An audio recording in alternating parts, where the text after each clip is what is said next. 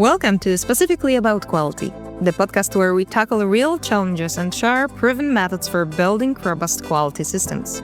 I'm Agata Lewkowska, an expert in quality management systems in the automotive industry. And I'm Christopher Scott, an expert in quality assurance and operational excellence. Before we dive into this topic, we really want to say one thing first. Thank you. We're really grateful for how many of you are listening to this podcast, sharing it with your colleagues, commenting and sending us feedback. And of course, we hope the community will keep growing. If this podcast is helpful for you, we invite you to our podcast newsletter. For every episode, we prepare a newsletter with additional materials, free resources and practical downloads related to the topic, and with access to all previous freebies from previous episodes. You can sign up directly on our website, which is qualitywise.pl, or with the link provided with the episode. Expect the podcast newsletter every Thursday at 10 a.m. CET. And with that, let's move into today's topic. Today's topic is number 20, and we're tackling a topic that every quality professional knows, and yet many still struggle with in practice, honestly. We're talking about core tools today. When we say core tools, most people immediately think about 6 quite important tools like APQP, FMEA, control plan, SPC, MSA, PPAP. They know the names. Everyone knows those names. They've attended trainings. They've passed audits. But the uncomfortable truth is that in many organizations, core tools still don't really work. And today, Christopher, I would like to talk why they are not working. Right, and in my opinion, Agata, they do not work effectively due to 2 reasons. First, they are difficult in themselves, they're not fully implemented, not maintained, and they're missing competencies to work with them. The second reason is because they are often treated as isolated documents instead of one connected system. From the customer perspective, this creates frustration. And people do ask, why do we keep updating FMEAs if nothing changes on the shop floor? Why are control plans, do they only exist for auditors? Why does SPC stop when problems appear instead of before, proactively? And those exactly are the questions that customers ask us during our trainings, workshops, or consulting projects. This episode is our honest answer. Why core tools fail in real life and how to finally make them work together, not separately. Yes, this is the main clue of today's episode. We will not talk about core tools separately, the idea of each of them, but we will talk about an ecosystem which they create. So how to make them work together. So now I would like to maybe, Christopher, jump to the question why core tools fail in many companies. And let's start with I will call this elephant in the room. The most common failure we see is that core tools are implemented as, I will call it, as compliance artifacts, because this is requested by the customers, because this is requested by the standard like IATF. However, here with the star, IATF is not stating which core tools, according to which approach, must be applied. So companies prepare them because the customer and standard requires them, as I said already, but not because the process needs them. And this is really about the maturity of the organization to regard those core tools as tools which will be preventive in their nature and help us to assure high quality and later customer satisfaction. Yes, and from the customer side, especially for automotive suppliers, the question is always asked, what will the auditor ask for? Not what will help us control the risk. Yes, it's always a good question that we fear the customer, we fear the auditor from certification body, but we're not thinking about protecting ourselves. Yes, so this risk-based thinking. We already had an early episode from Qualitywise, specifically about quality podcast, where we really want you to come back to this episode and listen what we are talking about, this risk-based thinking. Yes, it's not for your customer, not for the certification body, but this approach is for your organization to protect you simply. So let me jump into maybe a classic example. I will touch one core tool, which is quite demanding. Actually, many of them or all are demanding, but FMEA itself is really demanding because this is very time-consuming approach to work with the risk and also requiring a team, yes, multidisciplinary team according to the ITF requirements. And teams spend days scoring severity occurrence detection. Of course, I hope that AIAG approach, at least you are not manipulating and playing with those categories, because I know also such situations that we need to have less than 100 points score. But it's about the output. This output never truly fits into control plans later, because in many organizations, there is also another gap, that FMEA is the first step, but the second step is control plan. And what makes these two core tools working together? Yeah, this is a question. We addressed this question when we recorded an episode about FMEA itself and control plan. And so we hope you also can listen to this too. So I will not discuss now how they cooperate, what information are cascaded to control plan from FMEA. But the point is now that the classic example, what I wanted to give you with this quite easy and quite often mistake what the organizations are doing while working with the core tools, is that later all this what we work as engineers with these core tools must go to operator instructions. So you see, all the risk which was firstly defined in FMEA can be done theoretically, not practically. Yeah, and another failure point is ownership. So APQP belongs to quality. We hear that all the time in our podcasts and in the real world. FMEA belongs to quality. Control plan belongs to quality. Production executes but doesn't own. So when something goes wrong, quality is blamed, even though quality doesn't run the process. Mm-hmm. However, I must tell you that I met organizations where FME does not belong to quality, but to engineering. This really is depending on the organization itself. But let me tell you from a customer perspective that all of this, what you've said, and I already said, can create confusion. Operators don't see themselves in the documents, yes? Engineers see core tools as paperwork, because at the very beginning, it has to be done at the same moment of time when we start project management. And management perspective might be that I see the cost, okay? Because we need to gain the competences in our organization. So competences during the training itself is a cost.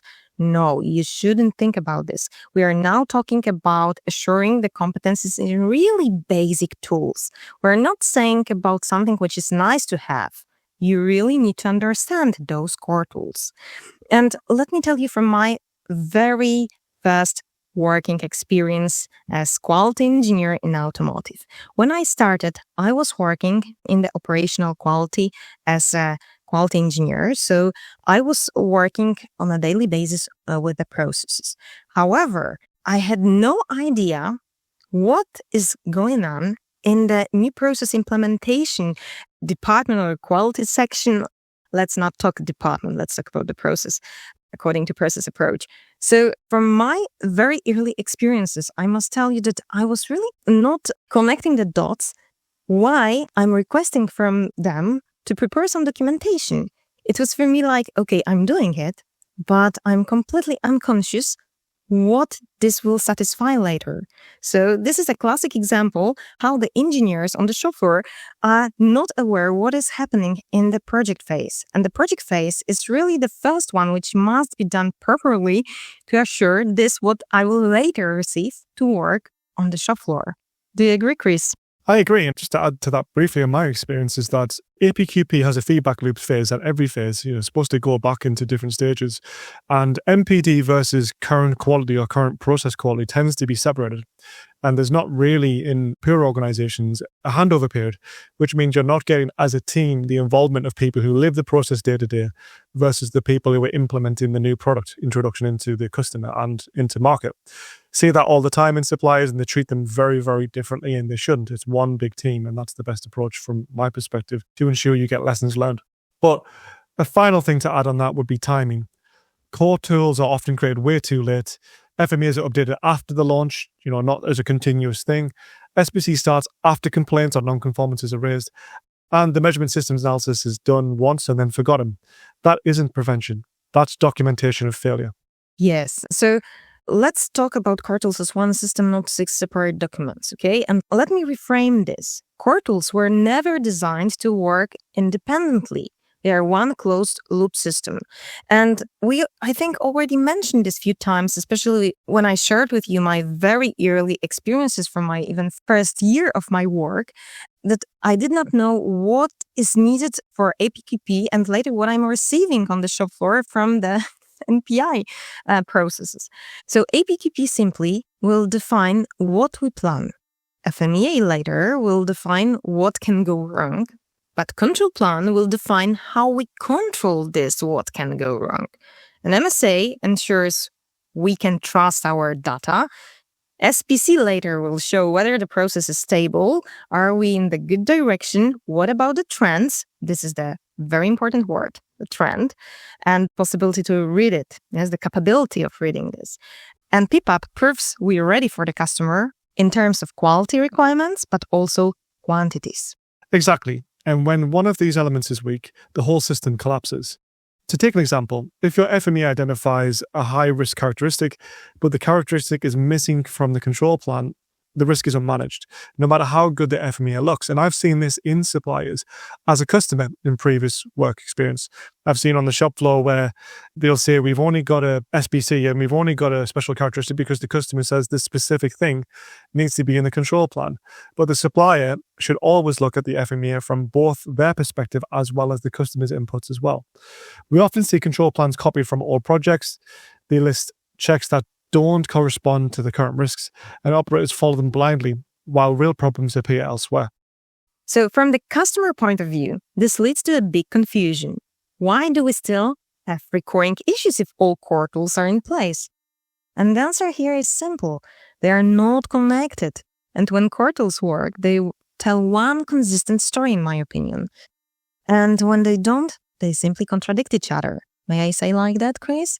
And auditors, especially experienced one, will see that immediately.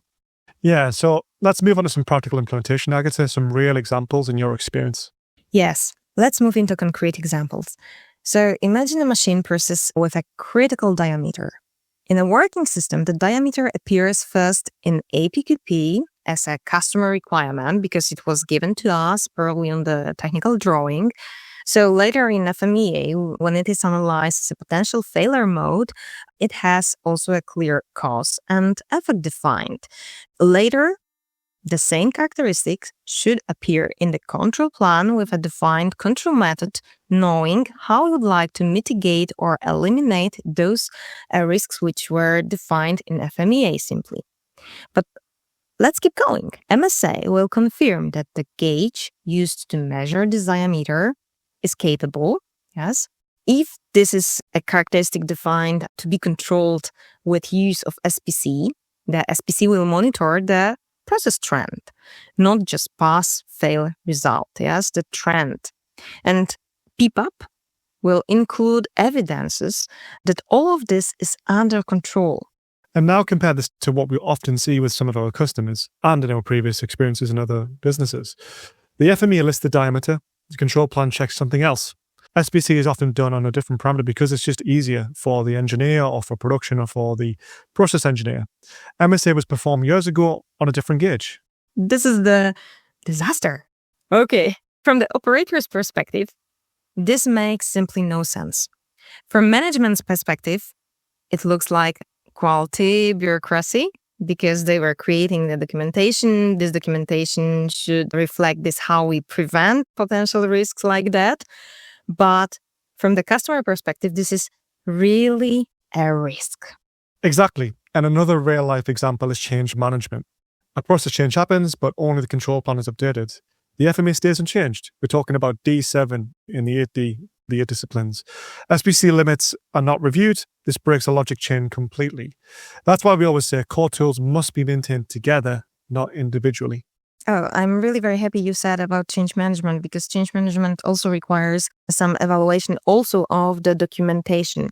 Yes, and here all of this what we are talking today about the core tools is actually in a documented form. Yes, so even not stating that core tools must be verified, you simply should know that all the documentation associated with change management should be reviewed. So let's talk maybe what customers really want from core tools.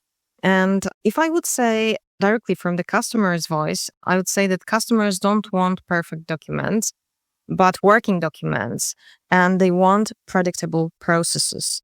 They want fewer surprises, later resulting in fewer claims. Also, faster reactions to this, what would be revealed as a potential risk. And they want confidence that those risks are understood before problem reach them. That's a great point, Agata. And core tools are not for auditors. They're for decision making. They should tell you where to focus, where to invest, and where to improve. When core tools work properly, firefighting decreases. Meetings are shorter, discussions are fact-based rather than emotions and opinion, and quality stops being the police and becomes a partner. So let's be helpful for our listeners and discuss how to maybe start fixing your core tools. And Chris, if I will ask you, what would you do tomorrow to fix your core tools? What would you do? Well, the good news is you don't need to rebuild everything from scratch. Let's start with alignment. Take one process and check consistency between the FMEA, the control plan, SPC, and MSA. And if they don't match, that's your improvement opportunity. Involve production. And production are your friend, not your enemy in the quality world. If operators don't recognize their processes in the documents, the tools will never work. Yes, and finally, stop treating core tools as static files. They must evolve with the processes. Please bear in mind that your processes, once designed, are not unchanged. They are changing every time because there will be always some sources of variation which will be working in those processes. So simply, your obligation is to identify those sources of variation. SPC here is perfect for this. And simply, you need to adjust your documentation. I said about SPC, but maybe SPC will reveal something what will drive improvement, continuous improvement, and then you will change some method of working.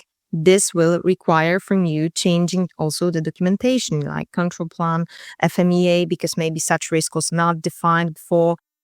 You need to consider all of these factors, all of this variation. That's why, again, I will emphasize, these are not static files. You need to work, update, and simply consider if some of them would require some periodical, constant review.